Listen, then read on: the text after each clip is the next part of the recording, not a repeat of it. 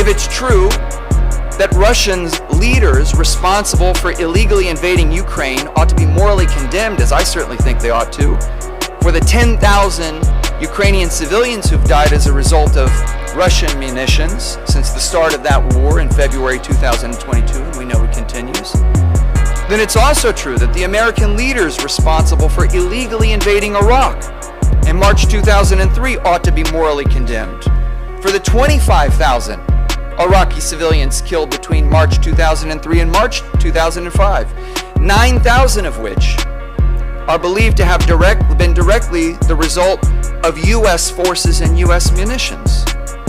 Despite this being the 20th anniversary of that bloody, inane, illegal war, you will find hardly a mention of the fact that 6,616 Iraqi civilians were killed by U.S. munitions in the first 21 days of that war.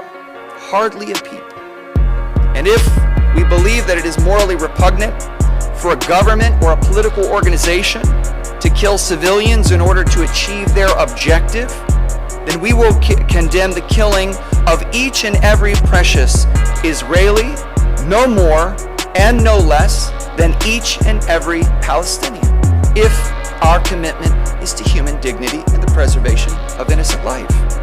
And the point is not to shame or to silence one another upon locating a logical contradiction, but rather to highlight them so that we may thoughtfully and in dialogue and honestly resolve them in a fair-minded, principled manner, striving for integrity. Some will insist that we must distinguish between those who incidentally kill civilians by bombing urban communities and those who kill them through direct targeting.